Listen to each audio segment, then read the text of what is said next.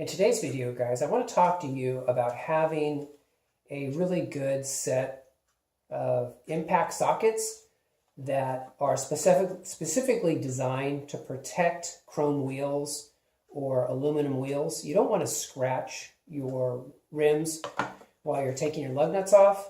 And so a set like this is really helpful. This is by OEM Tools. Links in the description. And I recommend having a set like this available. Granted, if you've got a lot of clearance, you can just use a regular impact socket, no problem. But if it's kind of tight, you may want to use one of these. And they come in, like this, for example, is 17 millimeter, 19 millimeter, and 21 millimeter. And that happens to cover all my vehicles, by the way. But the idea is that these have a plastic lining around them. And so when you insert them and they start spinning like crazy, if they come out, they're not going to scratch the rim on the way out.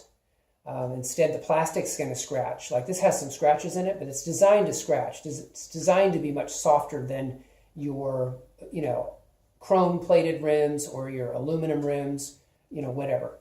So anyway, guys, I want to encourage you to have a set of these as well.